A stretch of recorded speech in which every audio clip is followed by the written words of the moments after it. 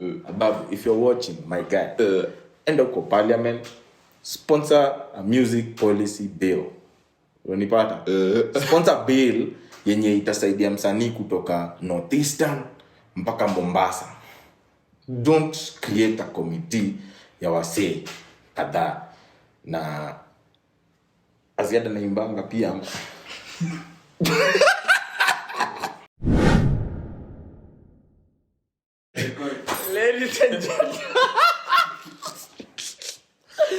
Ladies and gentlemen, welcome to Victor Ramayadina's Trap, bro. Mbona unacheka? Sasa kama una new na audience. Ladies and gentlemen, welcome to Victors with Victor. This episode I have an good. Anyway, I should go serious, KAYVO. Hip-hop icon, also brother and a mentor, somebody I was looking up to, and I didn't really get a chance to get into a studio and record, but listening to this dude made me want to go to the studio and record some music. Kama ujui mwenye ako kwa show leo, sijui ni hip hop gani unasikiza Afrika ama Kenya ama globally, but I'm very honored to host him. Karibu sana kwa show, bro. Shukran, man. Gote hata audience wetu manze. They already know. They already know. Number 8 ndani ya house. Kama kawa, kama dawa. Bro, I wouldn't even know how to introduce you, but I'm really honored to have you in the show. Yeah, man. And when him say, we inspire wengi directly and indirectly. Facts. Wengine wameshukuru. Yeah. Wengine wameenda kitupa mateke ya zifiki. I know, man. Sante. Napunda. Zinakubalika. Talk to us about your story and music. So kwa wenye wanijui manze, mimi naitwa KFORCE. Number 9 kama kawa, kama dawa yani. So yeah, man, my government names wenye tulisoma nao wanajua. Nyinyi wengine mta Google. Hakuna msiana. I don't think kuna hata ukisema government name yako sidhani kama kuna mtu ataacha kukuita KFORCE cause hata kuna wase wanadhani hizo ndo government names zangu sasa. Until ni wa M-Pesa. Washika. But anyway, so kwa wenye wanijui, KFORCE, number 8, hip hop artist yani, new school pioneer, all that, man. KFORCE pioneer also. Yeah, man. Talk to us about growing up in the hood. Na zile enzi zenyu. I can't claim to know KAYVO kwa sababu unajua mimi nikiwa mtoi nimeona tu generation ikikamba haikuwa right. Now you know wasi wana complain ati ni ngumu kugrow ghetto nini. Yeah. But unajua si kama nyinyi like being an icon, literally we saw you guys push yourself out there si ati mlisaidiwa kufika place mmefika. So talk to us about growing up in Kibera. So time. Growing up in Kibera, my experiences aziko unique. Ni same tu na mse mwingine yote mwenye ni myang. Kama sai mwenye alizaliwa in the hood, unanipata. So the experiences are pretty much the same. But the difference is si tukigrow up kulikuwa na a lot of distractions in a sense, unanipata.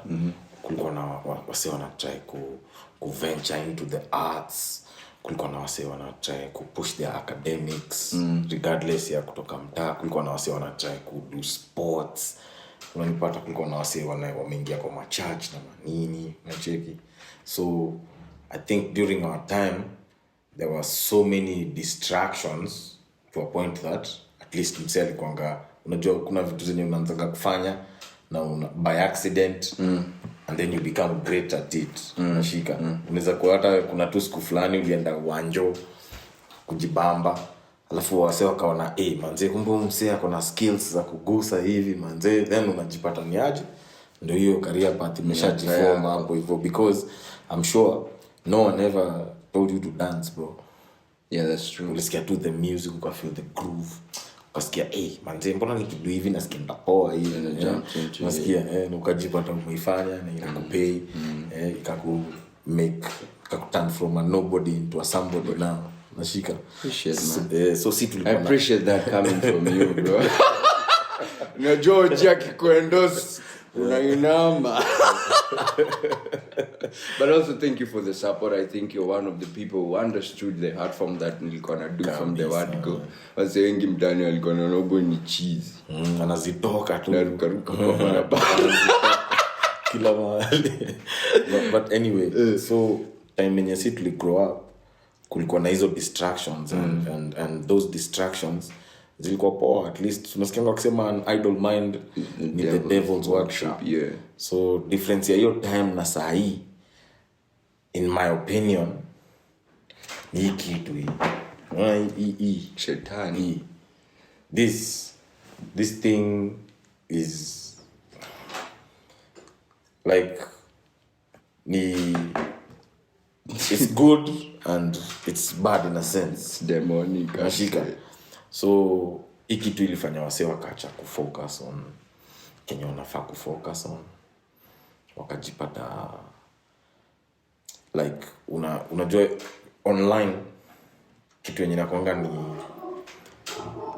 inakuanga mahali ya ku reinforce your beliefs, right? Na ni get. So if you have a bad train of thought, ukiingianga online, it always makes it seem okay. Even when you're doing something wrong, it always makes it seem okay, because unapata kuna watu wengi wenye wanafanya hiyo kenye unafanya. So una feel like you're a part of something, even if it's something wrong. Unashika. So hii ilifanya wase wakaacha kukua active. When get, watu waliacha kukua active physically, watu wakaacha kukua active socially, watu wakaanza kukua active online peke yake. Nashika. So like in the arts, kama kwa music hivi, difference ya wase wenye wana do music sahi na wase walikuwa wana do kitambo ni hii. Wase wana do music sahi ni mse alikuwa na rap kwa bedroom yake, alafu ngoma yake ikapata 1 million views, alafu akakuwa famous. So difference yao na sisi ni, as you pretty much had to meet everyone who listens to you. Yeah, true. Yeah. Like ilikuwa lazima, like upende usipende, that's the only way.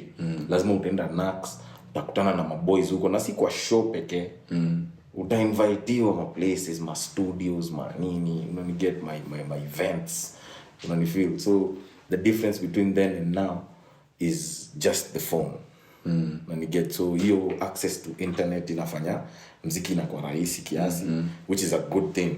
It's an awesome thing, by the way. At least ile monopoly yenye inakuanga kwa game inachakua tight sana, ina loosen up kiasi. KAYVO, unajua, like I've been around you, and one good thing about being around you, mimi niko katikati ya hiyo generation ya phone na hiyo ya kitambo ya kuconnect na phone. And I think having every time around you is, I get kuna kitu napata. I feel like every time I hang out around you, I live with, something. I feel like tumeongea na KAYVO, tumeconnect, because you also call people out on stuff, like I have a number of times you called me out on things, and for you it's like easy. Generation ya sahi kuna wase like the new generation artist hang out now, mse anakama hapa tuko show ako phone 24/7. hata uso wangu sikuwa sure mse alitokaga hapa kana jua uso wangu hadi anakaa hivi, director anasema hey flight mob, akisikia tu anda kutoka kwa show aende TikTok. So do you think this is one of the things that is affecting the artists of today? Because now we have a lot of cases of artists wanna come out, wanaongelea story ya depression, drugs, sijui amerogwa nini. I'll just get this story. But then if you get to the bottom of it, then it's really difficult for me to connect. Maybe you can help us. I'd say kila mtu akona unique experience, but mimi like across the board wase wengi wenye nimeona wakistruggle na art and, like in this generation and not like the generation like in this day and time, not just the kids or the older guys, wase wote wenye wana struggle na art right now in Kenya ni mostly because like hakuna support ya art ile vipoa unaniget, alafu courtesy of being big online unaniget, wase wako na unrealistic expectations, unaniget, because ukiona content yako iko na 5 million, iko na 1 million, iko na 2 million, iko na half a million views, sometimes it warps your perception to a point that una feel like ni that big, unaniget, unakuwa na expectations zenye si realistic, especially in the climate yenye tuko ndani, because climate yenye tuko ni I might have 100,000 views but kwa hizi 100,000 views zenye niko utapata maybe zimetoka from 10,000 people, na 10,000 people maybe hata 8,000 of them ni madependents, sikuwa nanielewa, ni wase wenye they still depend on other people, like ni wase wa young, ako high school, so sometimes ni mse mwenye ana power ya kupurchase, that's why utakuwa na confidence ya kuunda show yako because you made the million views nini, but when you create the show unapata ni wase less than what you had originally, you know, like anticipated ahead of the show, right? So with the phones kuna, in fact if you ask me, I feel like nowadays events and shows ni less and less people wanazienda than kitambo, unaniget, because they can access them more. So msiasha, alafu kuna social media, kuna wase wenye ashaniona mara mingi kwa Facebook hadi ashaboeka na mimi hata ameshinda Instagram ananiona, unajua ile time bro when we were young ukitembea, na mimi nakumbuka ukitoka 42 ulikuwa unaita huko chini, when we were younger tulikuwa tukiona Waire ama Prezo, like that's maybe the only time you'll ever see him, so you have to make sure you see him. Like ile show ya Isa yenye ilikuwa inapangwa hiyo, hata mimi bado siko na make music yet, niko mless nizidanganya, so ile time ulikuwa ukiona ukisikia kuna show ya Bas mahali you had to go because it's like the mystique yenye inamsurround, because you never get to see him. Does this explain why then tulikuwa shows zilikuwa zinajaa sana, na sahi ina sana social media, na wewe tulikuwa tunaenda tu na wewe hapa, sijika ilikuwa Kani ama ilikuwa Uru Gardens, Uru Gardens, bro, ulikuwa unaona wasi mpaka unashindwa, mpaka wizi inaanza hapo, so I think courtesy of social media, the artist is no longer mysterious, when you get, so that's really neat, the mystery, the artist is no longer mysterious. Unajua KFORCE, unajua brother zake, unajua magana ishi, unajua alikula nini breakfast, as in the mystery haiko anymore, so you have to work extra hard to stand out. Na hiyo extra hard ni nini? Hiyo extra hard ndo unaona wase wana cloud chase a lot, get wase wana try kufanya some controversial and sometimes stupid things, just to keep the eyes on you. You have to do a lot of things which are not music or art. So social media, talking of addictions, we're going to talk about alcohol and art, but then alcoholism and art. Do you feel like social media is another addiction that's killing young artists today? Not necessarily artists, but wase wengi wa young, bro, msini usuko na masizo dogo, hata niko na manze, bro, it's frustrating. TikTok. Yeah. I don't know, like manze, what the hell? But like I was saying, with social media, we just need to get over the excitement of it and start using it as a tool, as opposed to mali yenye unaendanga ku have fun. Ndio, I know it's all fun and games. Hata mi social media yangu manze inakuanga imejaa fun and games. When you active in social media, but karibu lunch mzee as we talk. But tuenye nafaa to do tuitumie ka resource, tuitumie ka tool. That's true. Iko ni tool flani yenye inatusaidia kupiga step A, B, C, D. Exactly. So KAYVO, so now talk to us about this new sound, the album Fadhela. Ni nini inspire Fadhela? Fadhela haikuwa ni serious album manze. Ilikuwa tu what? Buda. Nilimake lini?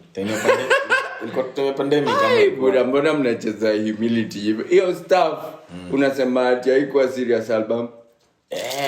Not really, because I recorded it in like a week. What? All those songs. So I'm not saying I didn't like do my best. I'm just saying I did my best, but in a very short time. I did my best, but ilikuwa within a very now short time. Now you understand why I wanted to go to the studio nikisikiza KFORCE niki grow up. Talk to us about Fadhela though. Yeah, so Fadhela ni how many tracks on it? 12, yeah. So Fadhela ni a 12 track album. Na I don't even remember how. Oh yeah, I know how I came up with the name. Watoi. Unaona these 20-year-old kids who rap 19. Every time nikienda kama places kama studios nini, sometimes they come to my studio na kick it. Unanipata, sometimes like naenda kwa studio zao hizo, sometimes wanakuja kwetu. So watu hini nikonga kutana nao always walikuwa wananiita Fadhela. Baba yao. So and you know Fadhela unajua tu like coined from slang. Na maanisha tu like big bro or someone you mentor. Yeah. Ama unashika baba yao in short. So like me, because I feel like me ni big bro. Alafu unlike other artists, me was your shout out. Wakinibongesha nibonga. That's one thing about you. Kitu mimi nataka kuuliza. Today with celebrities it's different. How you been able to manage, because you're a big name, bro. Na humility yako unaweza kula by the way KAYVO. Acha bonge. Multitask.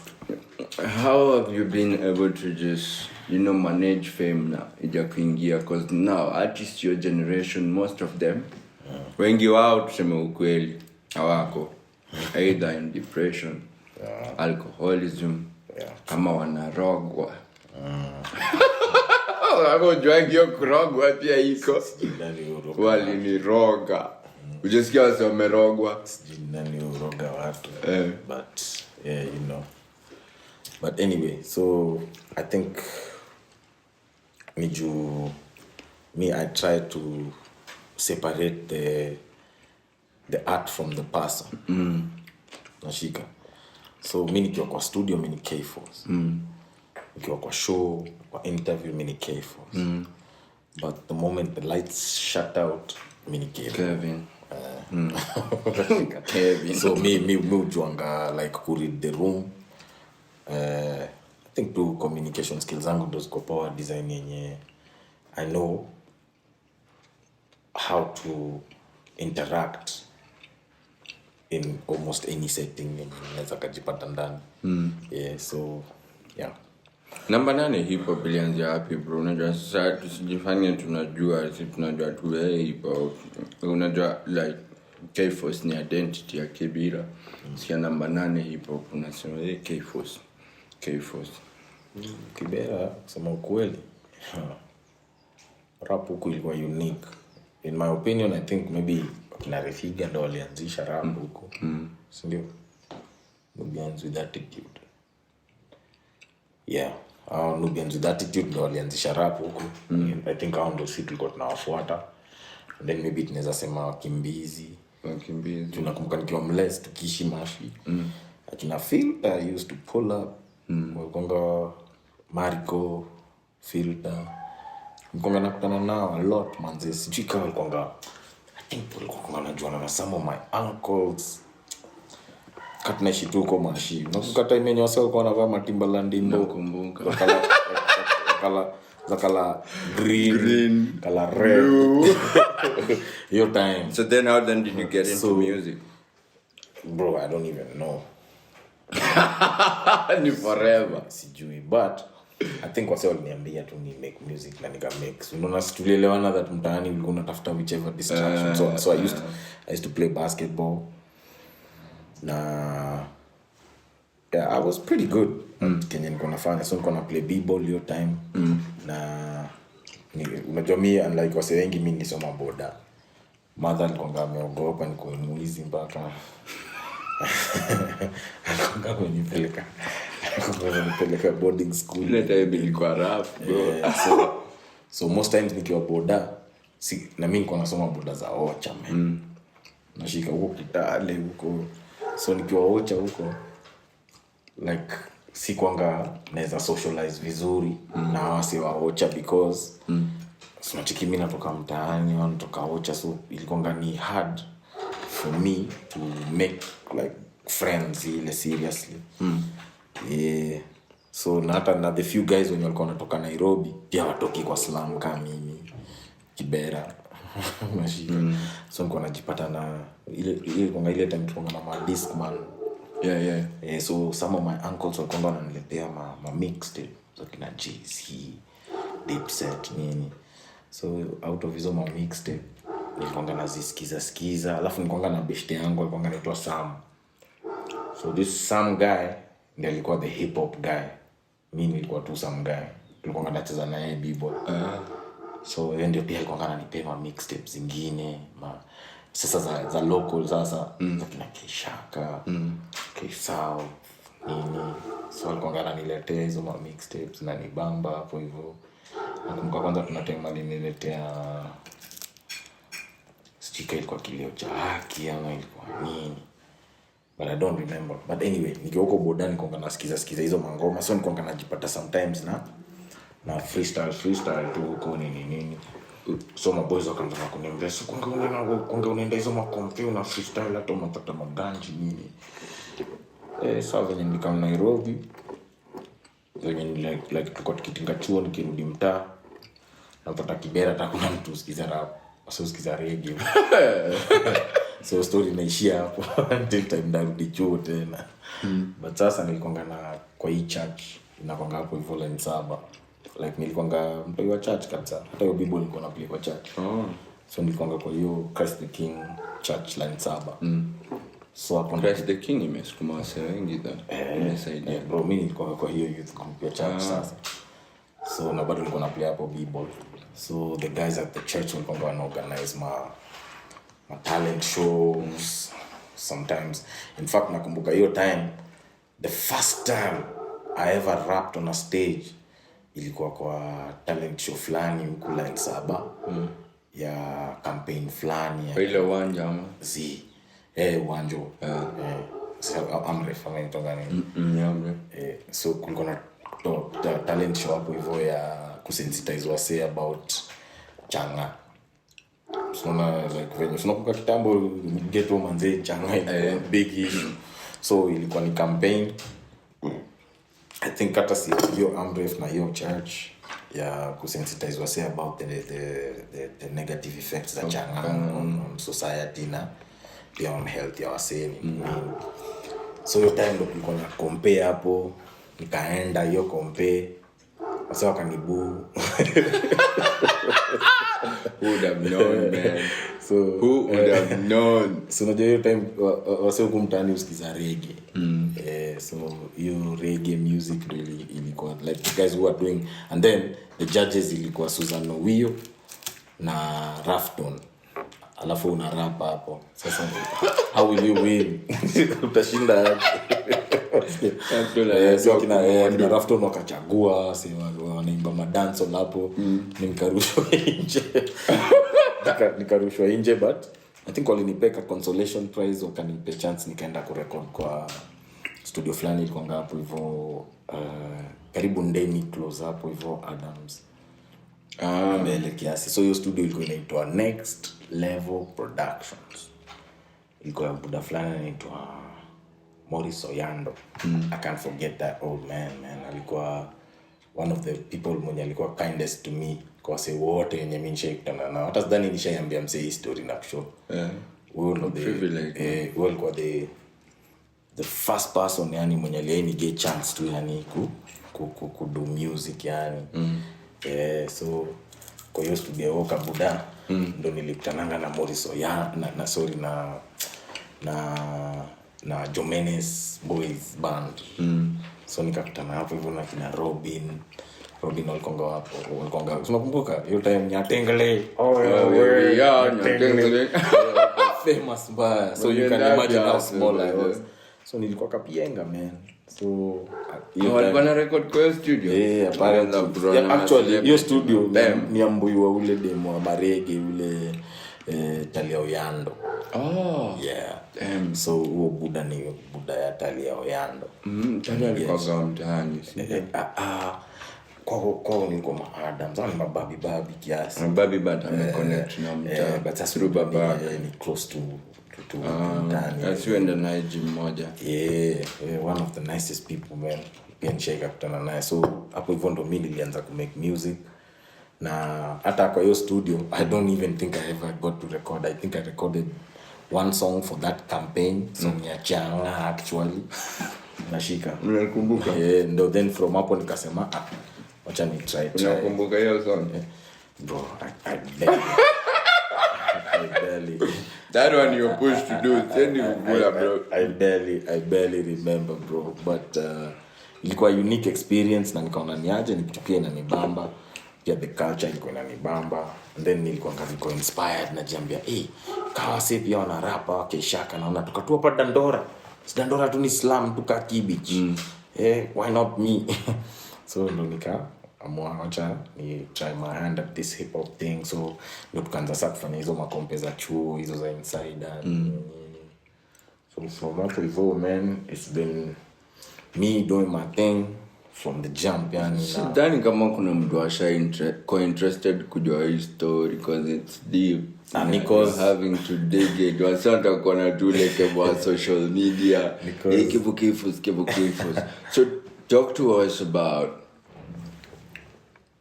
now your transition to place gani kwa sababu umeanzia Kibira umerap story ya Changa and then now we have KFORCE representing 254. Sasa mimi I think nakuanga tu na a unique perspective and a unique approach, not just to music but also to life. Nashika. So mi ujaribu very much nikwe true to myself. I never do anything that makes me uncomfortable. Nashangaa ukuishi kandenga. Generation yako ilikuwa ndenga. Ama kuna kitu hatujui. Watu si wajinga bwana. Sasa mimi the kind of mom I had yani. Ni the worst na pia ni the best. Your worst ndo ina bring out the best in you, ndio. So the kind of mom nilikuwa naye alikuwa anani protect sana. Alikuwa anani overprotect hata acha tu tuseme. Because alikuwa she was aware mali penye tuko. Alikuwa aware of the dangers na the risks that come with raising a son. Place penye tulikuwa environment, and get. So alikuwa very aware, alikuwa ana watch my every single step yani hata bro singe sneeze bila mama kuniuliza we uko na homa uko wapi uko kwa vumbi like mapenzi so alikuwa rada yangu sana na it's not like she scared me into not doing the wrong thing. It's just that alini inspire a lot hadi nilikuwa very scared and like afraid of disappointing. Then you get my fear ilikuwa ni aje like say nisi do any of the things zenye zinaweza break heart yake. unaniget, do you in feel any form of una feel fashion. ni kama ange kuprotect ama ange kuscare, you probably would have fallen victim of all this stuff? Okay, I know human beings tuko na capacity ya bounce back from any situation, unanipata, but I feel like ukiwa na msee mwenye una look up to, hata kasi mamako, hata kasi budako, like ukiwa tu na msee mwenye ni mentor, mwenye anakushow the guiding path, inakuanga rahisi kiasi.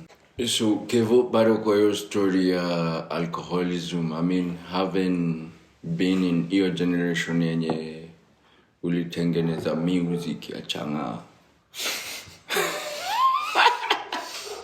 you saw the situation then, and then now kuna ile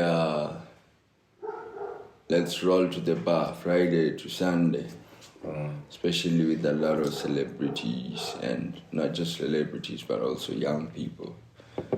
How do you feel about it? What's your take on it?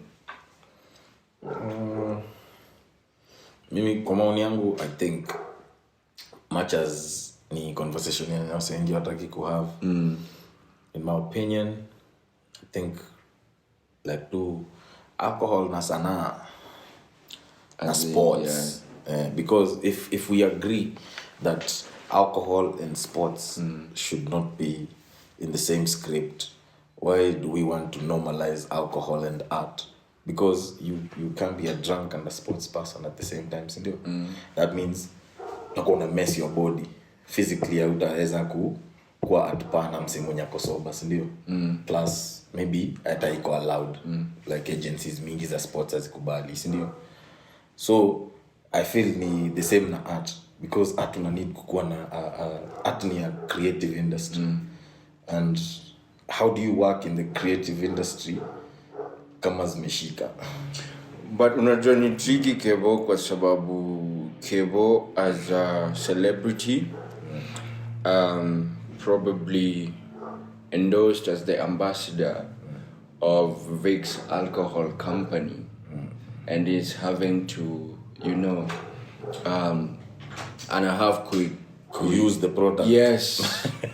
Or having to sell the idea of the product So here's to what I his think. audience. Here's what I think. I get you. Na get your point. Your point iko very clear. But sasa hata kama umeendosiwa na Nike, bro, sasa hata pajama yako itakuwa ya Nike. Ni kweli agree with you, but So I feel it doesn't matter, and I'm not talking about like social drinking.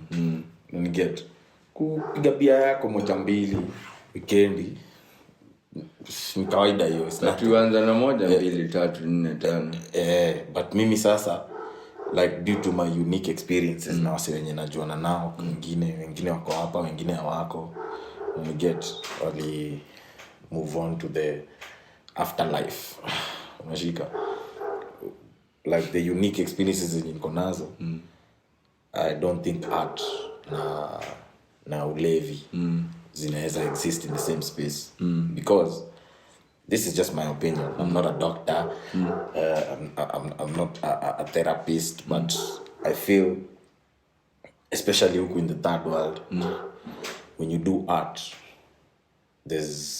you have more lows than highs. Explain that. Like the moments zenye uko at your peak ni kidogo, kuliko zenye wase like they're not really paying attention to you. Na ni get the moments zenye umerelease song uko pale juu ni less than zenye uko struggling, nashika. So hiyo ni a recipe ya depression kama ni mlevi kwanza, because hautaweza navigate your way out of your lows kama uko sober. Nashika, na tumeelewana the lows ni more than the highs, nashika. So unaweza anza ulevi at your high moments, nashika, na by the time you hit your low moments you've already turned into an alcoholic, nashika. So me, I just feel like just the way you need to be physically fit in order for you to do sports, it's the same way you need to be like mentally fit to work in the creative space pia, when you get. Now by mentally fit, I mean ni mse mwenye tu ako sober, mse mwenye si alcoholic. Sisemi mse anakunywanga, get the difference. Na ni get kuna mse yu kunywa, kuna mse mwenye ni dependent wa alcohol, lazima tei ni crutch yake. Nifungulie. Ni try lock. Kuna mse mwenye like the alcohol is his actual crutch na haezi achilia. So like in the creative space manze, hiyo inakuanga recipe ya depression. Na pia inakuanga recipe ya many other things manze, anxiety na nini. So I think kwa maoni yangu manze, art na alcohol aziingianangi poa. Results hazikuangi as appealing as many people like to think. Right. KAYVO, you know, with the current situation that was just happening to us, so 98%, almost close to 100% of the people who are demonstrating, ilikuwa percentage kubwa, even if I'm not right, were young people. Na tukiangalia pia kwa leadership, there's quite a good number of young people and also creatives, you know, people like Jaguar, Sakaja, ule mwingine anaitwa nani, but there is a pretty good number, DNG, wako kwa politics. Do you feel like kwa sababu imekuwa, unakumbuka ile enzi tukigrow up ilikuwa we are the leaders of tomorrow. Alafu kesho ikafika. Then wanaingia, then I'm really looking at it and I don't really know. Me, as a politician, I don't really understand the politics. But my question is, and I know you're one of the people gone straight and being like, usitukane baba, and you know, I've heard you say that. I mean, the guy he deserves respect. Yeah, facts. Do you feel like the youth are equipped to lead? Okay, wacha kwanza nikuwe selfish kiasi. I'll talk about like just the creative industry. Tuliget watu kadhaa when you only get close to the powers that be. I'll mention a couple of them. Now, first of all, the reason I feel youth bado tuko na a long way to go ni the people who were there. It might not be directly your job to look out for creatives, but at least you know the plight of the creatives. Sindio? So the best thing yenye unaweza kafanya ni something. Na I believe kwa ile parliament yetu wanakonga washasema ni aje, like you can't get in there if you're an academic dwarf. Like lazima uwe na degree, sindio? MP ama niko zangu. Ni governor. Si hakuna hiyo MP ilikuwa fununu tu, but MP sasa unaweza ingia na diploma. Which is still some... regardless. So I'd like to think kila mse mwenye ako hapo ndani ni mse mwenye ako knowledgeable, like ako insightful kiasi than the normal guy. Right. So if I'm KFORCE and by any chance I end up in parliament, like maybe a member of parliament for somewhere or nominated for whatever, I think mi niko in a better position kujua kenye wase wana have to go through kwa creative industry design yenye. Unajua so far the creative industry in Kenya wase wamekuwa survive off mostly handouts tu yani manze. It's either corporate handouts or wengine maybe wako unajuana na some people who know some people who know some people who robbed some people. Nobody, you know, unajua KAYVO kenye unaongea ni muhimu because I know you have. That's a joke. I know you have Oga friends and you know a lot of artists from Nigeria. Ukitry kuangalia hii story, nini na happen? Why not Kenya? Why Nigeria? What is it that they are doing that we're not doing? What is it that they know that we do not know? Ultimately, I think, see, you're in a different place, so maybe there are some factors zenye sijui, but in my opinion, ni wanna do like aggressive marketing sana. Nashika wako very aggressive with the marketing, alafu pia numbers zao ziko very high. I think they're like 220 million people. Yeah, they're like 220 million. That is their so that's number one. But who's online, who's offline is also. No, let me put it in perspective here. I say wako 220 million.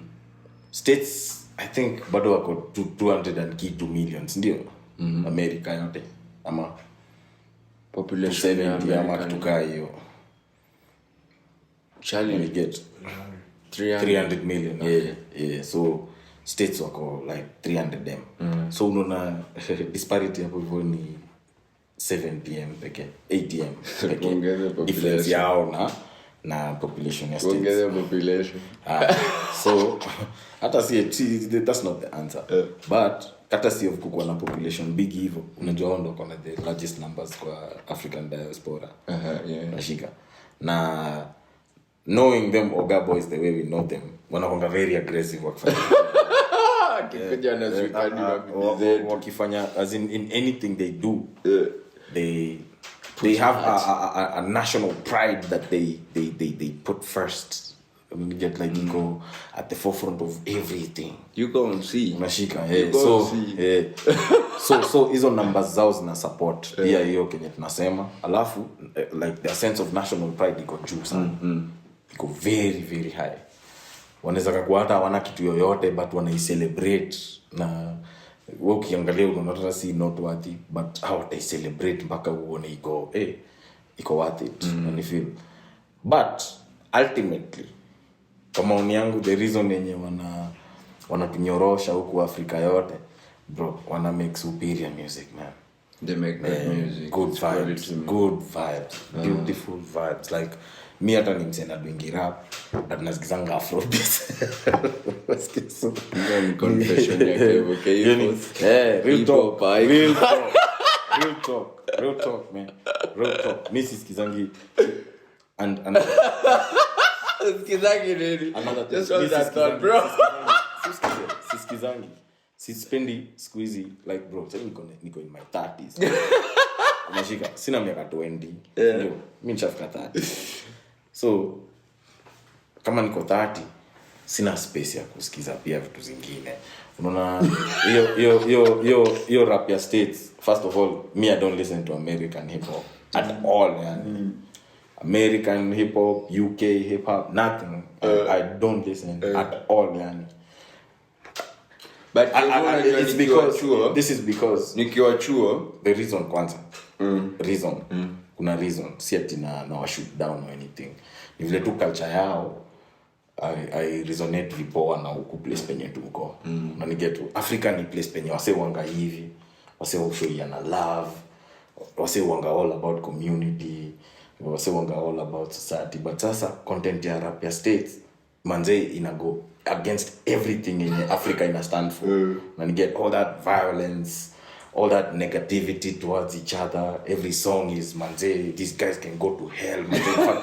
Nakan kuwatuma manze. Kwa nyuri ya nyinyi wote. Evo jaimba go to hell. Jaimba the F word. Skiza. Si nimekwambia kila kitu na time yake. Okay, sawa. Kila kitu na time yake. Bro, when I was 20, I acted like a 20-year-old. There's no point. Saini ko 30 alafu ni act kama 20-year-old. Una get 20. When usini crucify na past yangu. So when I was 20, I acted like a 20-year-old. Now that I'm 30, I can't be acting like I'm still 20. Sai mimi I didn't gonna mtoi. And get say I'm a parent manze. I can't do anything. I can't do anything that my son will look upon later in life. Alafu ako like, wow, si udangu alikuwa na ufala. Proud daddy. And get. But so hiyo si kitu yenye naweza taka kufanya. Now the reason I don't listen to American and European rap is because it's not bad. It's very creative, but the culture is very toxic and negative. Doesn't relate to African culture. Our culture and hata wewe pale tumegrow bro. Like si tuko tunajuana manze. Mimi nilikuwa najuana na wase wa 42, wase wa laini, najuana na wase like what the whole hood yani. But sasa states ati manze hata uwezi enda Makina. Ninaoma. Kama una rapigi manze watakutuma huko man. Sasa what's the point? So me, I just believe in, like, that's why nimekwambia I only listen to muziki ya Africa. So umenipata na Africa. What's big in Africa is African music, is Afrobeats, is piano, is Lingala, although sisikizangi but hizo ndo sounds za Africa. So mi na prefer kusikiza sounds za Africa. Hizo J. Cole akona wase wengi huko, si lazima mimi msikize bro. But kuna wase at least wanaimba something you can. Nimekwambia hata kama wanaimba something that I can listen to, I'm not the target audience. Check, you don't argue with the OG. So now let me ask you a question. Yeah, you talk being a parent now. If your son was to grow up and he's like, Daddy, I want to do music because you did music. What is it that you have him do different than you did? Nothing. That's why I'm doing what I'm doing. What I'm doing is exactly what I'd have him do. So there's nothing I'd let him do different. Me, like in my art, I focus on just true self-expression. Nashika. I focus on reflection. Like nikiona wase wangu vitu zenye challenges zao zenye wanapitia, hizo ndo content zangu. Even if I'm having a nice time on a song, it's a nice time according to me and the people I'm around. Unanipata? But kiongea about my realistic expectations, dakika kadhaa zimepita. Yeah. So I won't have my son do anything different from what I did. In fact, I'll just encourage him to do more of what I did. Not different, just more. KAYVO, so going back to your party leadership, so then what is it that you, kwa sababu sasa tumechukua mpaka ma youth masafara wamefika huko, ni kwa zile news zenye wana make sio news tulikuwa tuna expect wa make. Kama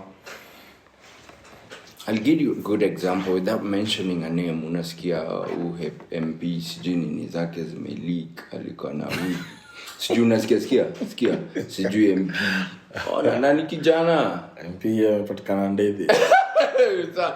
No, nauliza, what then do we do as young people? Kwa sababu then if I'm going to think of being in a leadership role, na hao ndo wasione kuwa hapo kupeana example ya how young people can lead. Check it, bro. Mimi hii ni maoni yangu. Unaona msee yote mwenye anafanyanga art, akiingia huko kwa parliament, you have one job tu. Bro, handouts as jaisaidia msee. Hakuna msee ashai make it na handouts.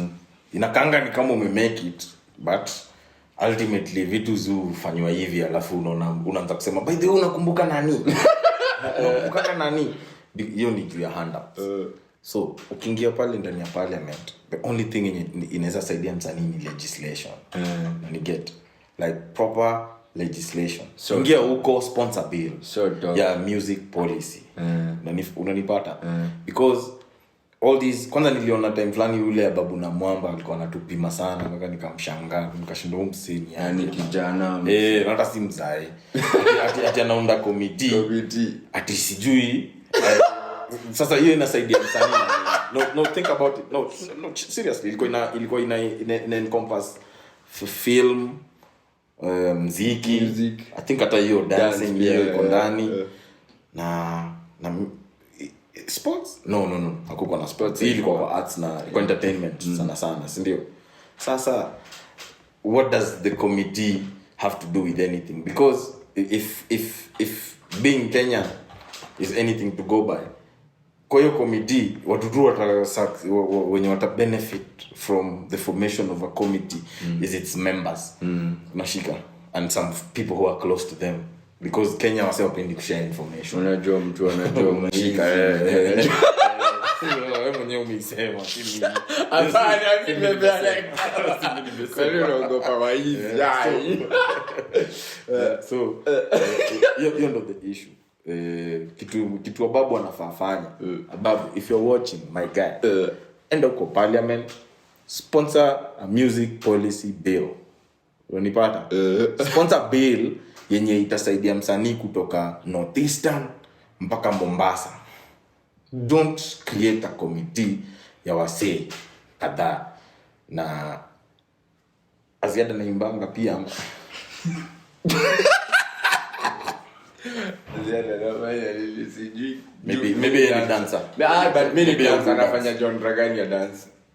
TikTok. TikTok. Ndio simuuliza genre. Jenga genre niki. It's a new genre. Umuuliza genre mimi nikakuambia. It's a new dance genre. Unaharibu. Nimedansi weekends 2 za unaharibu. Ni real talk. So here's the thing. Ako kwa hiyo committee. Mheshimiwa. Much as maybe his heart is in the right place. Empowering the woman, African woman. His heart is in the right place. Yeah. Anataka ku actually do something for creatives. So at least I can commend him on that. But the thing that he's doing, no, maybe it might not be the right thing in my opinion. I feel legislation. If it's engraved in law that niaje hawezi lipa umse amount ndogo hivi get maybe hata kuna minimum wage ya hiyo. In fact, wewe unajua first of all art in Kenya ni unskilled labor. Do you know that? No, I didn't know. In our constitution right now kama ni msanii, wewe ni actor, wewe ni dancer, hiyo ni unskilled labor. So hata huwezi kuwa protected na labor laws zetu. Side kwa Olympics tunaweza kuwa protected, I think. Unacheki bro. Olympics utawin, but I think maybe niko wrong. Maybe I stand to be corrected. No, you could be right. I stand to be corrected, but art bado ni unskilled labor. So vitu kama hizo ma music policy, hiyo legislation, vitu kama hizo ndo zinafanya tunakuwa recognized as a whole industry. So unaona tunaita creative industry na bado tunasema hii ni unskilled labor. So it's not an industry until iko entrenched in law, until iko engraved in law that niaje hivi ndo treatment yenye wase wana get, but hivi ndo wanafaa ku treat. Unajua parliament yetu imejaa elites kwa sababu hiyo generation ya past kila mtu alikuwa anaamini education.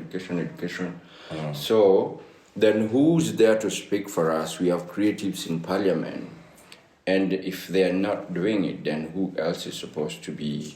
So I feel nimeona Sakaja ana try, but then also like you said, I think kama babu na mwamba mimi siwezi mlaumu. Ni mtu alipewa na akaambiwa labda anajua Ziad ni musician mbaya sana, si ndio kwa TikTok. No, for real. Ni bro. Mimi na like Ziad. Na like Ziad na I think hata Ziad ndo the only reason we get TikTok. But you are a father. I know. Married. I know. But naenda tunasema ni art. Tunaenda kusupport. Una support. Support Kenya. Una follow, una like. Una comment. Una comment. What's hizo. So Naziad's video on TikTok. So mimi KAYVO utawezana. What would be your comment? Mimi mokoka. Hizo vitu za dunia. Hallelujah. But like nilikuwa nasema bro, the only thing inaweza to save hata mimi na wewe venye tuko kwa hii table, si ni both creatives, when ni podcaster / dancer, me pia na do the same thing. I just don't dance, but ultimately kitu inaweza to save tu ni legislation. Na I think hata kenye our waheshimiwa creatives yenye inafanya wako vocal in helping the creative ni kwa sababu sisi wenyewe hatukwangi at the forefront of fighting for ourselves. Right. Na si ujipata tuko in our own selfish little cocoons ambayo hivi akina KFORCE wako na kina Victor huko Kibera wana do their thing, akina nani wako na kina nani huko Kawangware wana do their thing kivyao wakea juu ya kitu kingine. So until si wote tuko na a common voice, because unapata most times wasanii we ignore kila kitu yenye tu ni a matter of national interest. Lakini mimi nimework na wasanii wa Kenya, hata tuseme ukweli KFORCE nimefanya event na wasanii kadhaa, si wenyewe ni sell out. Tutaagree tufanye kitu alafu msana anaitwa anakanjwa 10G. Sasa si ndio hiyo ndio the issue yenye naongelea. Hiyo ndio issue. So I think kwa hii narrative yenye tuko nayo yenye Kenyan creatives wanakuwa treated unfairly. Only the Kenyan creative can articulate it best. And they can change it. Nasikia? Even before we change it, like only the Kenyan creative can actually articulate the issue that he or she has to go through like all the time. So only the creative then is a yongelea story. Na as long as the creative is not at the forefront of this articulation, hakuna kitu yoyote tutasaidika nayo. Nanipata because to speak na unified voice. Vic anasema manze Kenyan creatives manze hatuna kitu, and then KFORCE ni famous. KFORCE anaenda kwa social media, maybe amepata ka handout huko kwa hizi zinaitwa aje hizi bodies hizi MCSK na manini. KFORCE ashajengwa yake huko hivyo kando ka kitu, na hata si ati ni kitu yenye iko wapi Kenya nafaa lipwe, amerushiwa tu ka kitu.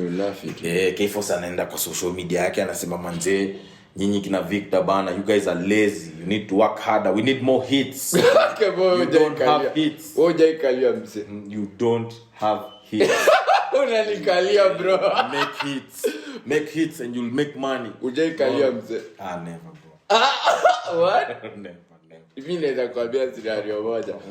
KFORCE kuna video tulidu na we spontaneous, a very amazing video. You really supported me. Na wase wakawatch your video. Alafu kaenda ka interview. Unakumbuka? Kumbushe. Ukaulizwa au madanzo uliwatoa wapi? Kina vipi? Akasema azatu kweli ulitoa wapi? Nilisema nini, hebu nikumbushe.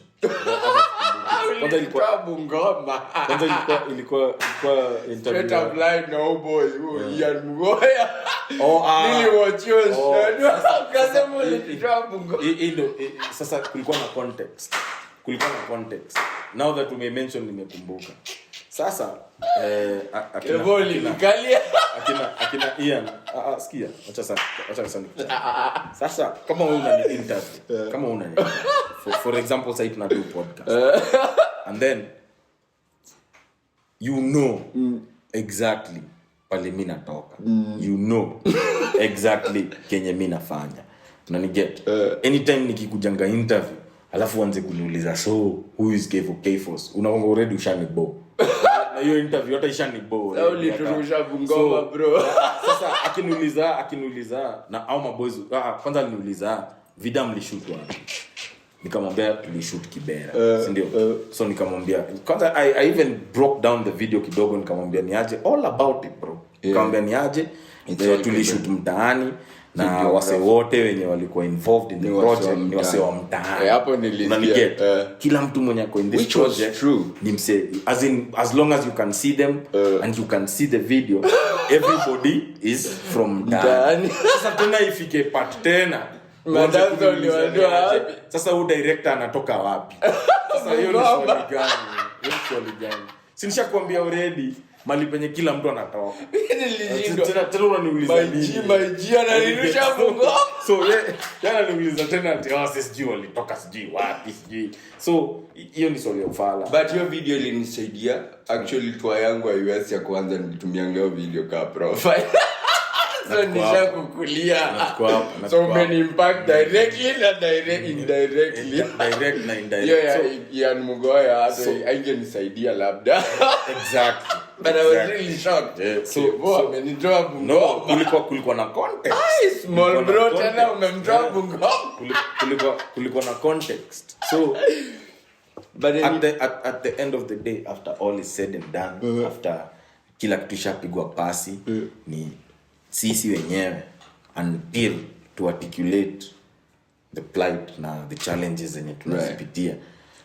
Because unajua so far inakanga nika kuna wasanii fulani au teta na kuna wasanii fulani wale wanakonga poa, na hiyo yezi waki. KFORCE nikuulize, after watching and listening to Kenyan kwetu, My question would be what inspired it, but before that question, maboyo wanakujua kuanzia mwisho wa Kibira hadi mwisho wa Kibira.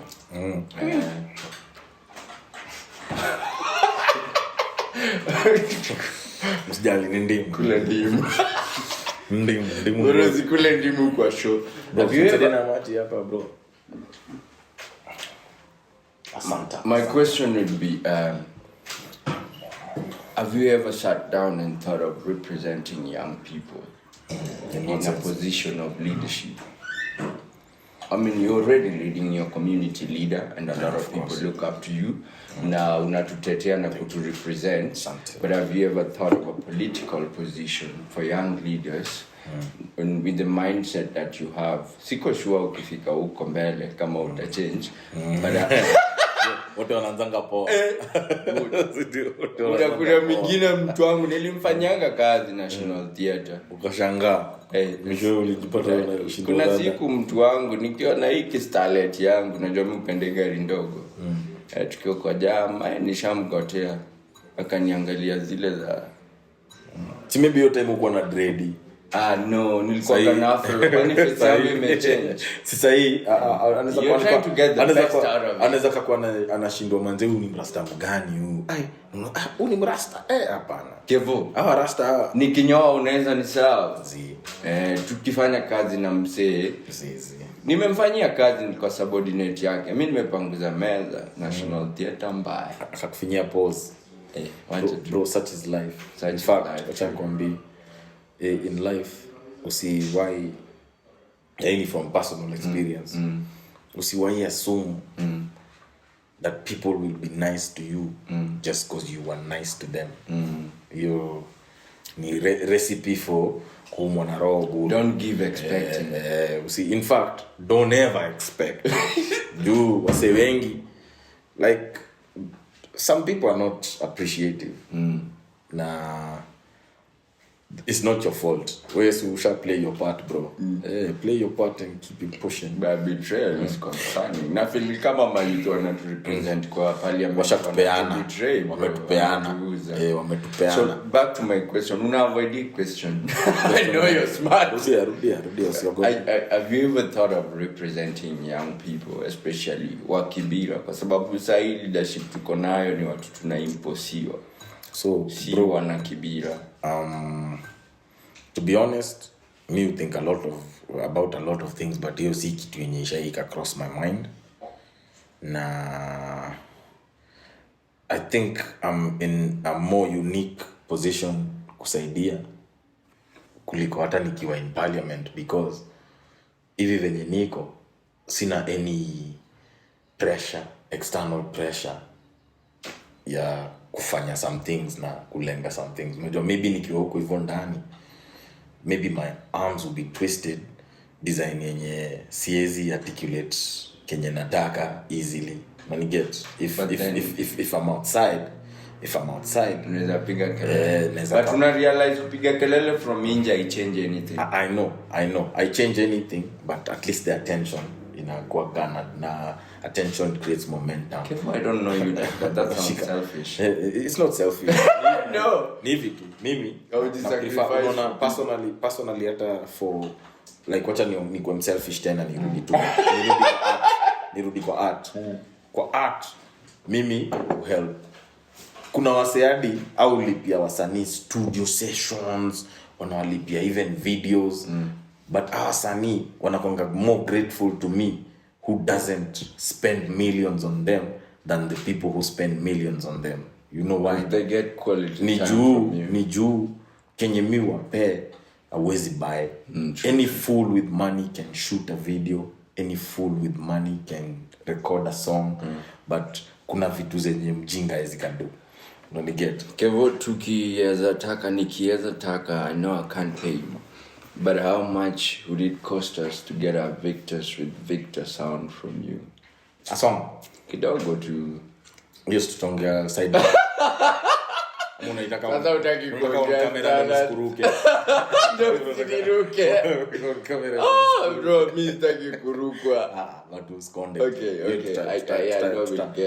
tutai side boss. So very soon we'll get a sound from KFORCE for Victors with Victor. Bro mimi na appreciate support yako sana bro, hata mimi na appreciate support yako sana na ni kama ndo nimekuhost mimi ni support. Thanks for coming. Lazima usikize sikiza mzee ana vile kamera show. KFORCE was hosting me for Victor. Thanks for showing up bro, we appreciate manze. Cut the crowd bro. Okay, so now as we close, if you were talking to a young KFORCE mwenye ako kwa generation ya sahi, in just a nutshell, what would you tell them? So any young guy out there, not necessarily hata msanii, mse yote mwenye uko young uko hivyo nje, just know that we are living in a uniquely, like the times that we live in right now are very unique in a sense that you can achieve whatever yenye unataka if you really want to achieve it. Let me get. Tuko na resource yenye the previous generations didn't have. Tuko na the internet, which is where you are watching me right now. So tuko na kitu yenye ni resource. Is something ni resource. Let me get. It's a gift and a curse, but it's more a gift than a curse. Manipata. So tuko na a very important resource, and the moment you realize that this is a tool, a learning tool, as opposed to an entertainment gadget, the better for you. The sooner you realize that for the better for you. Na number 2, right now tunaishi pia in very unique times yenye you have parents who are more enlightened, you have a society that's more enlightened to a point that they support any form of creativity yenye iko huko nje. So if you're a creative person manze, just go for it manze. Usi dream kama umelala, dream ukiwa awake. Unanipata? Dream while you're awake. Inaitwa daydream, but daydreams are the best dreams because you can do something about them. Nashika. Hizo dreams za usiku unaamkanga and then it's over. So right now you have an opportunity, a unique opportunity. If you're a scholar, this is still a tool. Kama wewe ni msomi unapenda kufanya research na kufanya nini, itumie, ni resource. Na ya mwisho ni manze, I know there are so many so many distractions yani out here, but look inward and find what's best for you. Ukifanya kitu yenye unaifanya for the love yani, as in you do what you love and you love what you do, you'll never be sad for even one day in your life. And another thing manze, connect, try and connect with your people. Usiwaone tu kwa internet. Toka TikTok kidogo, ingia streets, kutana na mayouth wa area ingine. Toka Kibera kiasi, enda Dandora, kutana na wasi wengine, enda Buru, enda Kile. Toka Kayole, enda Umoja, enda Pipeline, enda Kawangware. As in connect, let's do the physical connection thing. Nanipata? Because when you connect with other people, you gain a unique perspective na pia unakuwa tu at least a bit more knowledgeable manze. Unajua mtu mwenye hajaitoka kwao anafikiria kama mamake anajua kupika. Unajua hivyo? Ni kweli. Na kuna mama wanapika biriani huko nje buda. Wewe mama yako anajua kupika omena. Relax. Tuache story za mama na biriani. So until you leave your home, you'll always think your mom is the best cook. But ukienda out there, uta appreciate other moms as well, because wana cook just as good as your mom, if not better. Manipata. So utakuwa at least taste different flavors out there.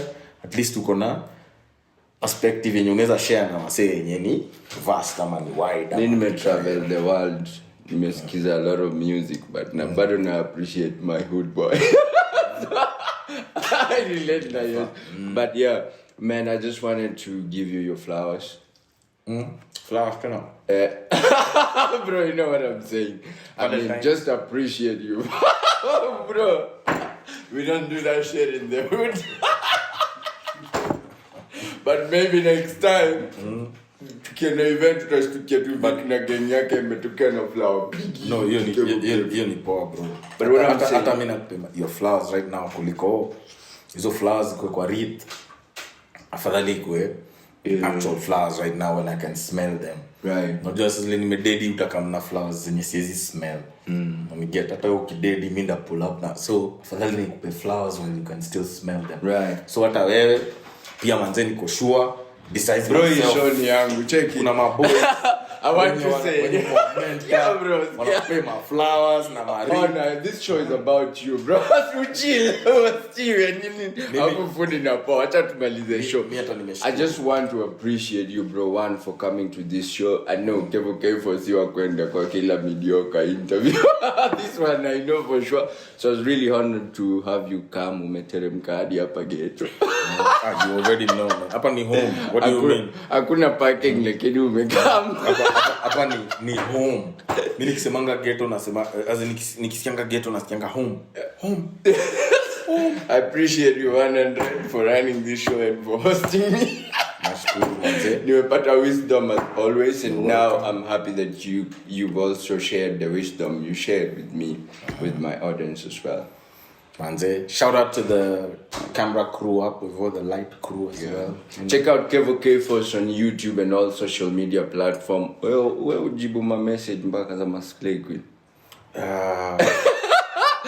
Mostly mujibu message za biz peke. Ma hello tutapia kwa streets. KFORCE on all social media platforms. Also, thank you very much for watching Victors with Victors. Like, share, comment. If you have any questions for KFORCE, you can comment and we'll ask him the questions. Or if you have anything that you feel like, I'm on the tag. Tag KFORCE. The mentorship is one of the things you do, but you're not even talking about it, bro. So kama wewe ni a young artist to go out there, haijalishi unaweza kuna do reggae, rock, pop, lingala, I don't care. But as long as when you're a young creative, the music that you do, I don't care. So kama when you're a young creative manze na maybe una struggle na direction, maybe una struggle na creativity kiasi, ama una struggle tu na the principles, manze, hit me up. Vic ameshasema KFORCE on all social but media. Also be ready for real talk, and you know, like real talk. Kevo ajui kusimp na ajui kusugarcoat. He'll tell you the truth. So be ready that you can take it. Kama si wemse unapenda reality, utajinyonga. Na kama uko na podcast yako uko hivyo nje, mistue. Like he's ready to come. Mistue to banje. Thank you very much for coming, bro. Kabisa. Peace. Number 9 forever.